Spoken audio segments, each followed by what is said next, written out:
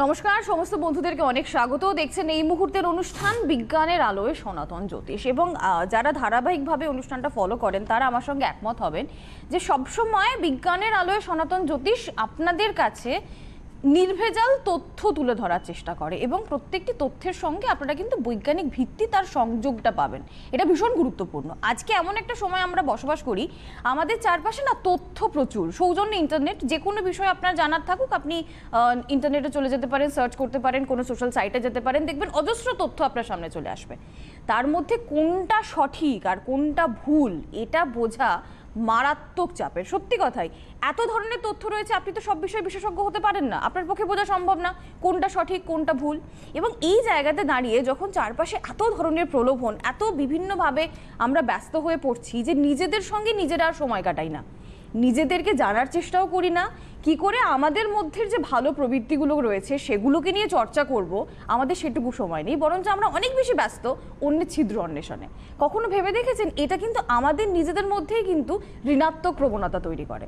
বরঞ্চ যদি নিজেদের জোরের জায়গা যেগুলো, নিজেদের সুকুমার প্রবৃত্তিগুলো যেগুলো, সেগুলোকে নিয়ে আমরা চর্চা করি, সঠিক তথ্য নিজেদের কাছে আরোহণ করতে পারি, সেটাই কিন্তু আমাদের এনার্জি লেভেলটাকে বাড়াতে সাহায্য করতে পারে। সেটা আমাদের মধ্যে পজিটিভিটিটা নিয়ে আসতে পারে, যা আখেরে আমাকে আপনাকে একটা শান্তির জীবন উপহার দেবে। এই শান্তিকে যদি খুঁজতে হয় তাহলে অনেক কিছু থেকে যেমন নিজেকে আলাদা করতে হবে, তেমন অনেক কিছুর সঙ্গে নিজেকে যুক্তও করতে হবে। কোনটা বর্জন করবেন কোনটা গ্রহণ করবেন সেই সিদ্ধান্ত আপনার। আমরা সাহায্য করতে পারি অনুষ্ঠানে, সাহায্য করবেন অবশ্যই। আমরা আমাদের সঙ্গে পেয়ে গিয়েছি আজকেও বেদাচার্য দাকে। এটা একটা মিরাকেল। আমি লোভ সামলাতে পারিনি বেসিক্যালি, কারণ সবাইকে আমার প্রণাম, এবং আমার বাবা মাকে তো অবশ্যই প্রণাম। আপনারা যারা এই রাত্রি জেগে আমার অনুষ্ঠানটা দেখছেন, কারণ আমি একটু ফেসবুকে আজকে একটু আপডেট দিয়েছিলাম, কারণ সবাই তো জানে আমি প্রোগ্রাম করিই না, আবার রিপিট চলবে, তো যাই হোক রিপিটটাই দেখবো দাদা। আমি বহরমপুর থেকে ফিরলাম, তো আমি ভাবলাম আস্তে, আমি যখন মানে বাই রোড ফিরছি, তো আমি কিছু চিন্তা ভাবনা করতে করতে, আর কালকে প্রোগ্রাম করার পর থেকে আজকে বহরমপুর পৌঁছানো, বহরমপুর থেকে এই সিটিভিএনের আসা অবধি কিছু একটা রিসার্চ আমি করছিলাম যে এনার্জি এনহ্যান্স। আমি প্রতিনিয়ত কিছু না কিছু রিসার্চ করতে থাকি। তারপরে আজকে সারাদিন লোক দেখলাম, তাদের সাথে কথাবার্তা বললাম, তাদের সাথে আলাপ আলোচনা করলাম, হাসি ঠাট্টা করলাম, মজাক করি, যাই করি, কারণ আমি অত গুরুগম্ভীর লোক নই বেসিক্যালি। হয়তো এখানে বসে আমাকে অনেক গুরুগম্ভীর লাগে, অনেকে যখন আমার চেম্বারে আসেন তারা বলেন যে দাদা আপনি অনেক গম্ভীর, আপনার সাথে কথা বলতে ভয় লাগে। আমরা কি করছিলাম সেটাকেও দেখেনি। তো আমি সাধারণভাবে মানুষের সাথে মিশতে ভালোবাসি, গুরুগম্ভীর আলোচনা করতে ভালোবাসি, সুখ দুঃখের গল্প করতে ভালোবাসি। তো কালকে আমরা শেষ করেছিলাম যে এনার্জির কোথাও না কোথাও আমরা মিসইউজ আমরা করছি ভীষণভাবে। আমরা ছোটদেরকে যদি একটু দূরে সরিয়ে দিই, তারা কোথাও বড়দেরকে যদি নিয়ে আসি, আমাদের মতো বয়সী যদি লোক নিয়ে আসি, আমাদেরই এনার্জিটা কোথাও না কোথাও আস্তে আস্তে কমছে। আমি যখন আজকে বহরমপুর চেম্বারে করছি, তখন একজন শিক্ষিকা আমার কাছে আসলেন, তিনি খুব ডিপ্রেসড। তাকে দেখে আমারই খুব খারাপ লাগলো, যে আমার মনে হলো, আমি মনে মনে বললাম সরি দিদি আপনি দেখছেন, তবু বলছি আর কি, আমি নাম আর বলছি না, তিনি দেখছেন। আমার কোথাও না কোথাও মনে হলো ইনি শিক্ষিকা হয়ে যদি ডিপ্রেস থাকেন, ইনি তো আরো 5টা বাচ্চা ছেলেকে বা বাচ্চা মেয়েকে বা আরো মা বাবার সন্তানদের আলো দেবেন। তো উনি যদি ডিপ্রেস থাকেন, তাহলে উনি তার আলোটা কিভাবে তার মধ্যে ছড়াবেন, তার পজিটিভ এনার্জিটা কিভাবে দেবেন? আমার নিজের মধ্যেই তো হতাশা। এক্স্যাক্টলি। তো দেখো, আমরা ট্রিনিটি বুঝাই, আমরা একটা ত্রিশূল দেখি, একটা ত্রিশূলের মধ্যে কি আছে না, 3টে ফলা রয়েছে।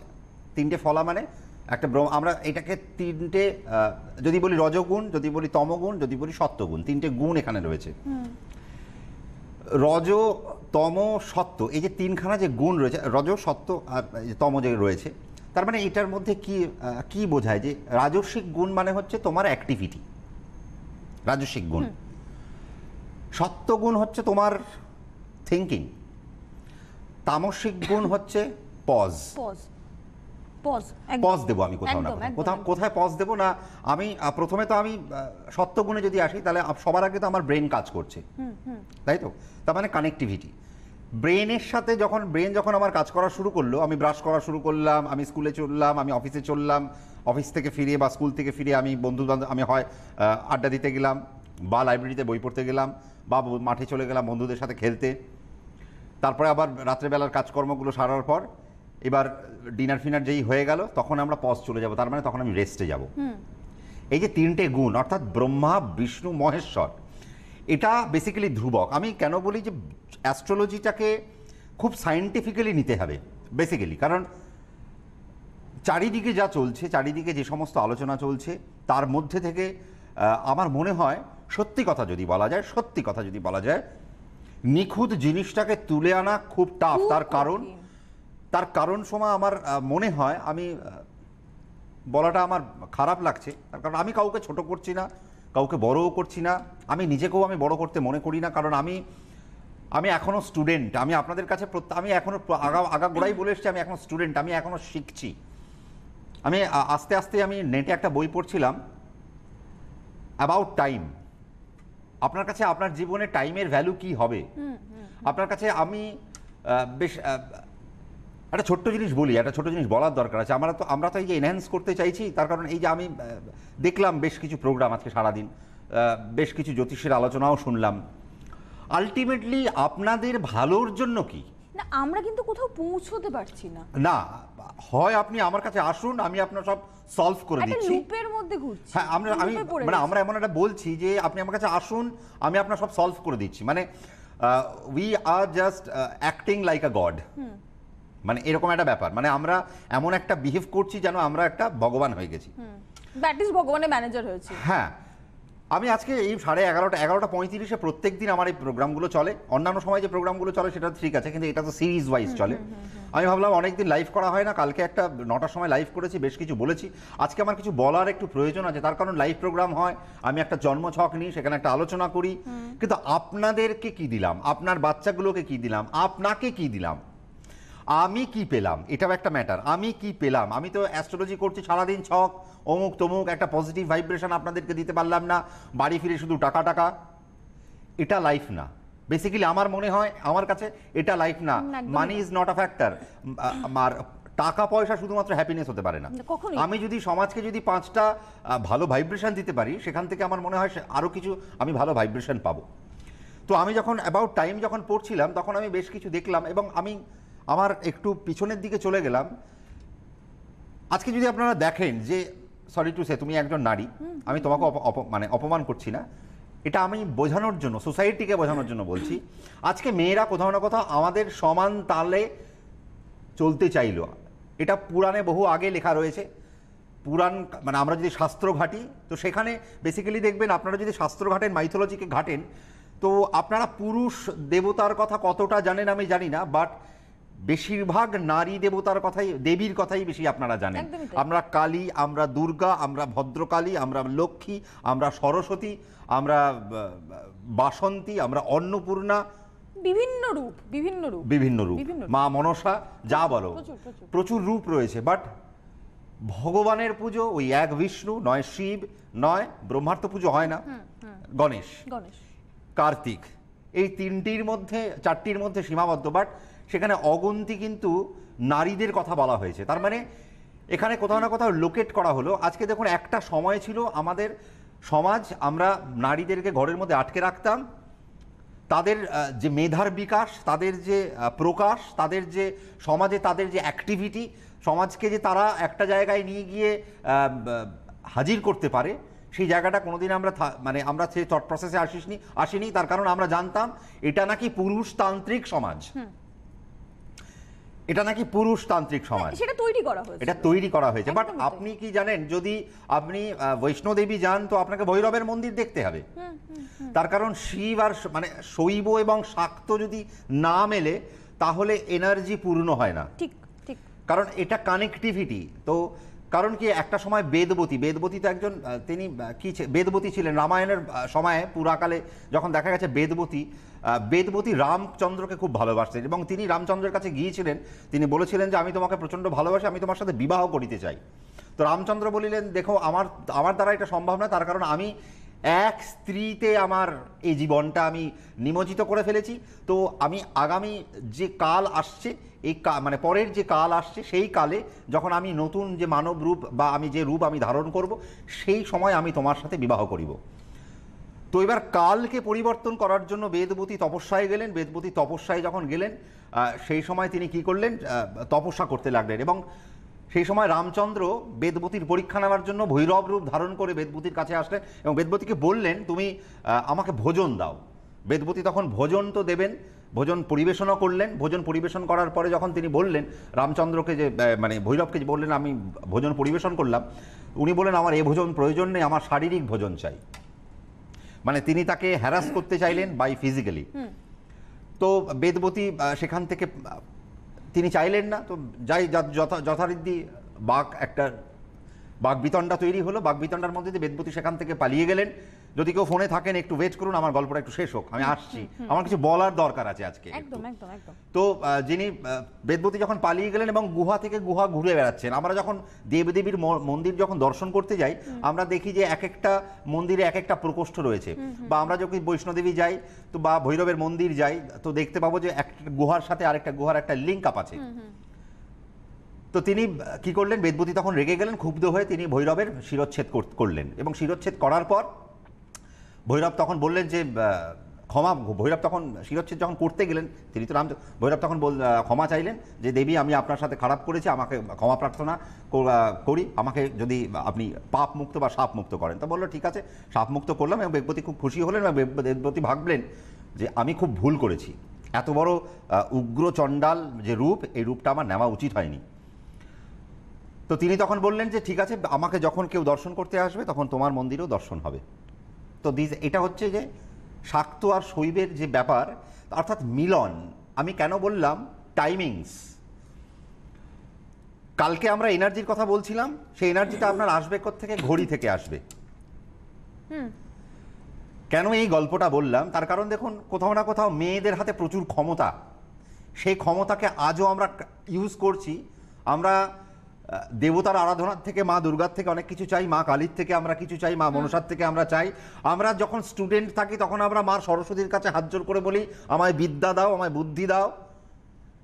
মা লক্ষ্মীর কাছে আমরা অর্থ চাই। তো আমরা ফেমিনিনের কাছে চাই, আমরা মেল জেন্ডারের কাছে কিছু চাই না।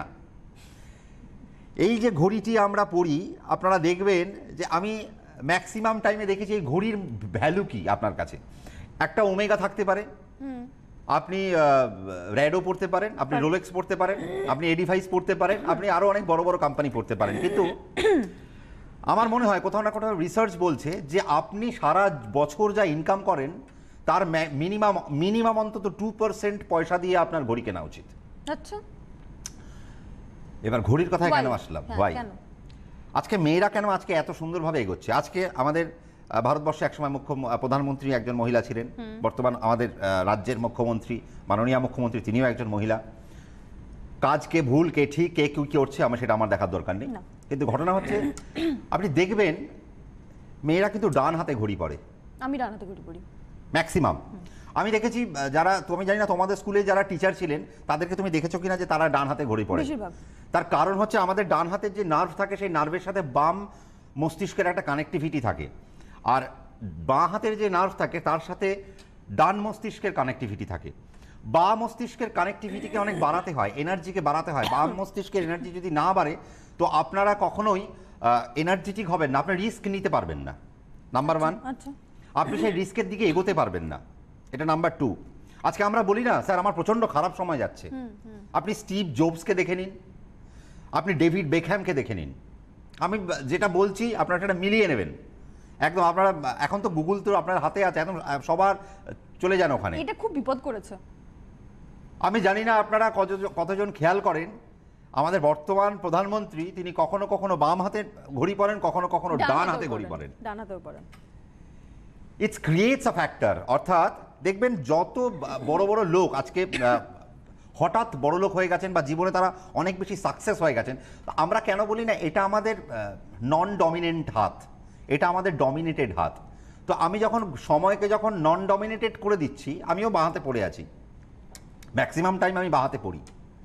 বাট আমি জানি না আপনারা খেয়াল করেছেন কিনা, আপনাদের একটা চাক্ষুষ একটা জিনিস দেখায়, আমি নিজে সেটা ফলো করি, সেটা হচ্ছে আমি বাঁ হাতে একটা কালো রশিও পরি, একটা কালো কালারের একটা রশিও আমি পরে থাকি। তার কারণ কি, এর পেছনে তো কিছু একটা জাস্টিফাইড একটা অর্থ আছে।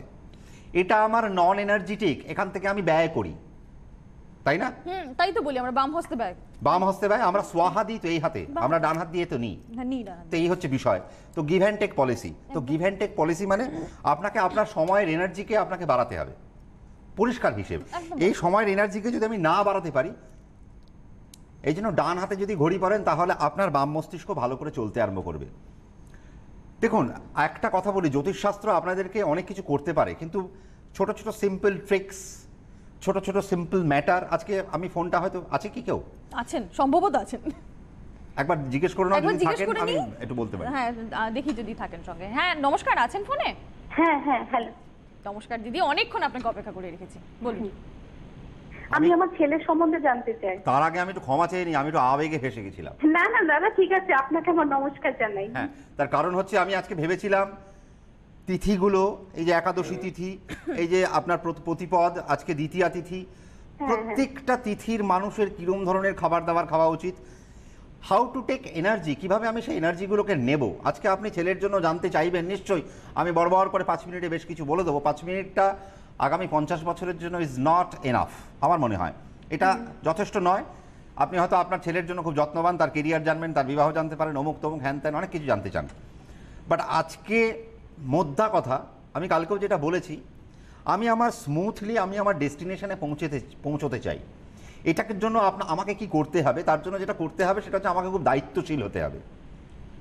আমার মধ্যেকার এনার্জি কম। আমি একজন জ্যোতিষী, আপনারা জানেন বেদাচার্যর কাছে গেলে আমার মনে হয় অনেক সমস্যার সমাধান হয়ে গেল, খুব ভালো কথা। তার মধ্যে ভুল কতটা কি জানেন, আমি কতটা আপনাকে নেগেটিভ বলি। আমি জানি না আপনারা কত বছর ধরে আমাকে খেয়াল করছেন। আপনারা যদি প্রথম দিন থেকে, দিদি আপনাকে একটু সময় নষ্ট করছি ঠিকই, প্রথম দিন থেকে যদি আপনারা খেয়াল করে থাকেন, আমি প্রথম দিন থেকে আজ অবধি আপনাদেরকে সিটিভিএনের পর্দায় 1 ইঞ্চিও মনে হয় নেগেটিভ বলিনি, এবং এখনো অবধি বলিনি, বলতে চেষ্টাও করি না। আমার বাবা মার আশীর্বাদে, আপনাদের আরো 5 জন গুরুজনের আশীর্বাদে, বা আমার শিক্ষক খুব শিক্ষিকা, ভালো লাগে আমাদের, আপনার প্রোগ্রাম খুব ভালো লাগে, আমরা শুনি, সবসময় শুনি। তার থেকে বড় কথা দিদি, অনেকে এসে বলেন যে দাদা আপনাকে টিভির পর্দায় যেটা দেখলাম, আমি চেম্বারেও সেটা দেখলাম, তার কারণ আপনি কোনো নেগেটিভ বলেন না। তার কারণ আমি বলে দিই, আমি নেগেটিভ বলতে পছন্দ করি না, তার কারণ আমার নেগেটিভ একটা কথা আরেকটা মানুষের মধ্যে নেগেটিভ লাইন পাই না, আমি খুব চেষ্টা করি আমি আপনার আচ্ছা, সাথে কথা বলার। সময়টা শেষের দিকে প্রায়, এবার আপনি বলে ফেলুন ডেট অফ বার্থ। 1999, 13 এপ্রিল, সময় সকাল 11:30টা। 13 এপ্রিল 1999, তাই তো? হ্যাঁ। বলুন, সকালবেলা? 11:30টা। সকালবেলা 11:30টা। হ্যাঁ, বারাসাতে। বারাসাতে জন্ম। হ্যাঁ। কি নাম দিদি ছেলের? ইন্দ্রনীল দাস। বাবা, ইন্দ্রনীল। নীল পুজো দিন হয়েছে। শতভিষা নক্ষত্রে জন্ম, কর্কট লগ্ন, কুম্ভ রাশি, 4 চরণ পেয়েছে। 20 বছরের বয়স তো নাকি? হ্যাঁ। কৃষ্ণপক্ষের দ্বাদশ। 13 এপ্রিল আসলে 20 বছর হবে। হ্যাঁ, 13 এপ্রিল 20 বছরের, মানে 19 চলছে আর কি। 19 প্লাস। শুক্ল যোগ, তৈতিলকরণ, তিল করে বৃদ্ধি পাবে, বুধের করণে জন্ম, শতভিষা নক্ষত্র। তো ন্যাচারালি দেখবেন, আমি বলেই রেখেছি, শতভিষা নক্ষত্রের মধ্যে মেডিকেল যেমন একটা টার্ম থাকে, শতভিষা নক্ষত্রের মধ্যে অ্যাডমিনিস্ট্রেটিভ টার্ম থাকে, শতভিষা নক্ষত্রের মধ্যে টেকনিক্যাল টার্মও থাকে। 100 ভিশন ইজ দেয়ার। তো 100টা চোখ কার থাকে? আজকে যারা প্রশাসনিক মানে অ্যাডমিনিস্ট্রেটিভ ডিপার্টমেন্টের টপার হয়ে বসে রয়েছেন, তারা 100টা চোখকে ছাড়িয়ে রেখেছেন চারিদিকে। তাদের চারিদিকে প্রত্যেকটা, মানে সমাজে যারা নিকৃষ্ট মানের মানুষ তার উপরে নজর আছে, সমাজের যারা টপমোস্ট লোক তার উপরে নজর রয়েছে, অর্থাৎ প্রশাসনিক সেক্টর 1 নম্বর, এবং মেডিকেল টার্ম তো বটেই। 2 নম্বর, এরা টেকনিক্যালিও এরা খুব হাইলি কোয়ালিফাইড হতে পারে, এবং যোগটাও দেখেছেন তৈতিলকরণ, বুধের করণ। তো হ্যাঁ, কিন্তু চাকরি বাকরির যোগ আছে দাদা। আমি দিদি 20 বছরই চাকরি সরকারি, আমি বলি দিদি 20 বছরই চাকরি, পড়াশোনাটা করাবেন না? আমি একটা কথা বলি, যোগ্যতা তো আগে দিতে হবে। যোগ্য ব্যক্তি, আমি এখানে বসে সাড়ে সাথী মাঙ্গলিক কালসর্প বলে চলে গেলাম, আপনি বললেন যে আগের লোকও বললো, এই লোকটাও বললো। না দাদা, আমি বলছি যে রেলের পরীক্ষা দিয়েছে। হ্যাঁ, আমি তো খুবই গরিব মানুষ, যার জন্য আমার খুব টেনশন হয়, কিন্তু একটা রেলের পরীক্ষা দিয়েছে। হ্যাঁ, সেজন্যই বলছি যে সরকারি চাকরির যোগ আছে, হবে। আমি তো কখনো না বলি না, কিন্তু ঘটনা হচ্ছে যে আমি সিটিভেনের পর্দা এত জোর দিয়ে কিছু বলবো না। তবে আপনি যদি আমার টিভির পর্দা আরেকটু ভালো করে দেখে থাকেন, যে শনি যদি দশমে বসে থাকে, বৃহস্পতি যদি দশমে বসে থাকে, রবি যদি দশমে বসে থাকে, বা দশমের যদি কোনো কানেকশন যদি এদের মধ্যে পেয়ে থাকে, তাহলে স্বাভাবিকভাবেই বোঝা যায় এরা কোনো রাজ কর্মচারী হতে পারে। আচ্ছা আচ্ছা বোঝাতে পারলাম? আচ্ছা বাকি কথা তো চুলচেরা বিশ্লেষণ, সেটা হয়তো চেম্বারে হবে, সেটা সিটিভেনের পর্দায় আমি অযৌক্তিকভাবে বলতে পারবো না। যদি বলে ফেলি সেটা আমার আপনার প্রতি একটা মিসগাইডেড হবে এবং আপনি মিসগাইডেড হবেন। কি বললাম বুঝেছেন? তবে আপনার ছেলের মধ্যে পসিবিলিটিস তো আছে, কিন্তু কতটা পসিবিলিটিস দিদি সেটা আমি এখান থেকে বলবো না। আমি কি বললাম, সরকারি চাকরির হিসেব এখান থেকে আমি দিই না, কানেকশনস বলতে পারি, কিন্তু হিসেবটা আমি দিই না। কি বললাম বুঝেছেন দিদি ভাই? রাগান্বিত হবেন না, তার কারণ জ্যোতিষশাস্ত্রটা অনেক চুলচেরা একটা বিশ্লেষণের বিষয়। আমি বেসিক্যালি আপনাদেরকে অনেক কিছু আজকে বোঝাতে চেয়েছিলাম, যে এই যে আমরা ডান হাতে ঘড়ি পরি, আজকে যে আছে ওম শব্দটার মধ্যে যে রয়েছে, আজকে ওম শব্দটার মধ্যে একটা কানেক্টিভিটি রয়েছে। আপনি যদি এই দিক থেকে একটা ওম লেখেন, আবার এই ওমটাকে যদি উল্টে দেন, দুটো ওমকে যদি এক জায়গায় করে দেন, দেখবেন শিবের ত্রিশূলে যে ডমরু হয় সেই ডমরুর আকারটা নেয়। হ্যাঁ, অর্থাৎ ইটস লাইক আ ব্যালেন্স আর ত্রিশূল, মানে ত্রিশূলটাকে সে ব্যালেন্স করলো। কি বললাম? রজ তম সত্ত্বগুণ কি করে বাড়াবেন? আপনার মধ্যে রাজসিক গুণ দরকার, আপনার মধ্যে তামসিক গুণ দরকার, আপনার মধ্যে সাত্ত্বিক গুণ দরকার। এক একজনের লৌহ পায়ায় জন্ম হয়, চরণ একটা পেয়ে যায়, নক্ষত্র আরেকটা পায়, সেলেস্টিয়াল পার্টে লগ্ন আরেকটি নক্ষত্র পায়। তাহলে এর যে বিচার, এর যে ক্যালকুলেশন কিভাবে পাবেন? আপনাদের কাছে অনেকের খুব ভালো লাগে, আপনারা বলেন যে স্যার চেম্বারে গিয়ে তো এগুলো আলোচনা, এগুলো চেম্বারের বিষয় নয় দিদি ভাই। আপনারা বা দাদা ভাই, আপনারা যদি পারেন আমার সেমিনারগুলোকে অ্যাটেন্ড করার চেষ্টা করুন। আর গতকাল অনেকে হতাশ হয়েছেন যে স্যার আমি চেম্বারের কিছু আমরা জানতে পারলাম না, সোমার তো সময় শেষ হয়ে গেল, আপনি বলতে বলতে সোমার সময় শেষ। তো সোমাকে আমি অনুরোধ করব একটুখানি যদি বলে দাও। তারপর একদম বলে দিচ্ছি। শিলিগুড়ি আর কুচবিহারের অবস্থা মনে হয় খুব খারাপ, জানি না আর বুকিং আছে কিনা, ক্লোজড হলেও। তবে আমার কিছু ক্রাইটেরিয়া আছে, সেই ক্রাইটেরিয়াকে ফলো করবেন, সেই ক্রাইটেরিয়া ফলো করে আমার কাছে আসবেন। এর মানে এই নয় যে আপনি গরিব মানে আমার কাছে আসতে পারছেন না। গরিব, বড়লোক, মধ্যবিত্ত, নিম্নবিত্ত, উচ্চবিত্ত সবাই আমার কাছে স্বাগত। প্লিজ দয়া করে রেমেডির আশায় আসবেন না, তার কারণ আমি আপনার জীবনকে বদলাতে পারি তখন যখন আপনি আমার সাথে একটা কাউন্সিলিংয়ের মধ্যে থাকবেন, আপনি আমাকে একজন কনসালটেন্টের মর্যাদা দেবেন, আপনি আমার দুটো কথা শুনবেন। শুধু নীলা পরে জীবন বদলায় না, নীলা একটা part of life, counselling spirit of life. না, একটা খুব জরুরি কথা বেদাচার্যদা যেটা আপনি বললেন, সত্যি কথা, প্রতিকারের আশায় না বরঞ্চ নিজেকে যোগ্য করার আশায় আপনার কাছে আসছে, সেটা অনেক বেশি অবশ্যই। আর আমি একটু যোগ্য করি না নিজেদের, একটু যোগ্য। আপনারা অ্যাস্ট্রোলজিকে ভালো করে জানুন আগে। এটা কি মিরাকেল না, এটা একটা সায়েন্স। এই সায়েন্সটা প্রতিনিয়ত আমাদের এই পার্টিকেলসের মধ্যে ঘুরে বেড়াচ্ছে, আমাদের এই যে শরীরটাই শরীরের মধ্যে চলছে। আগে তুমি বলে দাও। বলে দিন, আর বলতে পারবো না কিন্তু। হ্যাঁ, সামনে দুর্গাপুরের কথা বলবো, কারণ এই মাসে 19 তারিখে দুর্গাপুরে থাকছেন বেদাচার্যদা, ব্যারাকপুরে থাকছেন 18 তারিখ, 19 তারিখ দুর্গাপুরের কথা বললাম।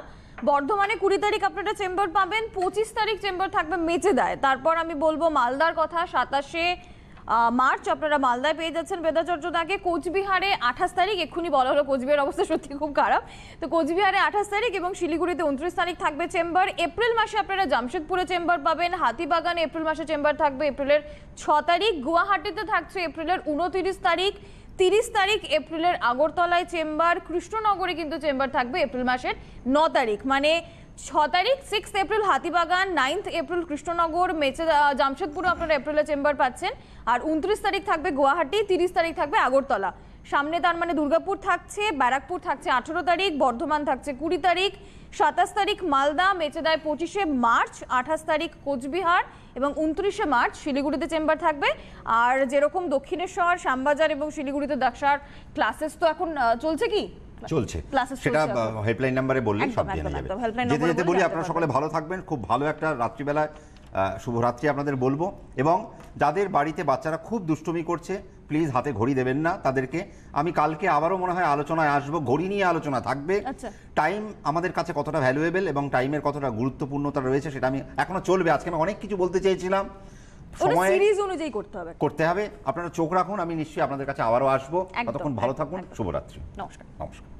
দক্ষা মাইথিক ওয়ার্ল্ড অফ অ্যাস্ট্রোলজি, মাইথোলজির বিজ্ঞানসম্মত তথ্য জেনে আদি সনাতন জ্যোতিষ শেখার একমাত্র প্রতিষ্ঠান দক্ষা। বাস্তু, হোরা, সংখ্যাতত্ত্ব ইত্যাদি শিখতে যোগাযোগ করুন 9051451482, 9830281718, শাখা দক্ষিণেশ্বর, শ্যামবাজার, শিলিগুড়ি।